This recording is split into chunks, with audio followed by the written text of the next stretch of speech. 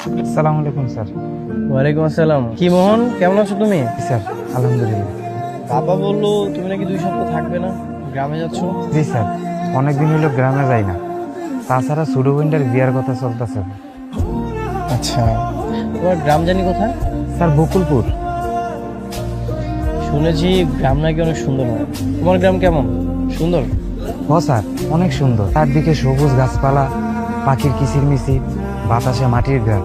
আর জানেন স্যার, আমার গ্রামের মানুষগুলো না অনেক সহজ সরল, অন্যরকম শান্তির জায়গা স্যার। আমার না গ্রামে যাওয়ার অনেক শখ, কখনো গ্রামে যাওয়া হয়নি তো। তুমি কি আমাকে তোমাদের গ্রামে নিয়ে যাবে? কি বলেন স্যার? আপনি যেতে চাইলে আমি অবশ্যই নিয়ে যাবো। যদি আমাকে তোমাদের গ্রামে নিয়ে যেতে চাও তাহলে কিছু শর্ত মানতে হবে। কি শর্ত স্যার, বলেন? প্রথম শর্ত হচ্ছে, যখন আমি তোমাদের গ্রামে যাব তখন তুমি আমাকে স্যার স্যার বলতে পারবে না, আর আমার পরিচয় দিবে আমি তোমার বন্ধু। আর দ্বিতীয় শর্ত হচ্ছে, আমাকে তোমাদের বাসায় রাখতে হবে। কি বলেন স্যার? তা হয় নাকি? তুমি চাইলে হয়, তুমি যদি মন থেকে চাও তাহলে এই শর্তগুলো তোমাকে মানতে হবে। ঠিক আছে স্যার। নিশি কও মা, কই গেছিলি তুই? এ নেই, মোহন আইতাছে, আর ও রওনা হয়ে গেছে।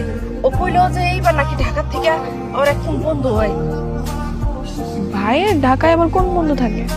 কি জানি কোন বন্ধু, আমি অত কিছু জিগাই নাই। তুই এক কাজ করতো মা, রত্নাগো বাড়ি যা, অগো বাড়ির ওই দেখি দিয়া চাইগুলো একটু ঘুরা করে নিয়ে আয়, আমি পিঠা বানাবো। আর শোন, তুই যাওয়ার সময় যদি রাস্তার মধ্যে পাস তাহলে একটু কইস তো ওরে বাসায় আইতে, ওরে দিয়ে একটু মোরগটা জবাই করাবো।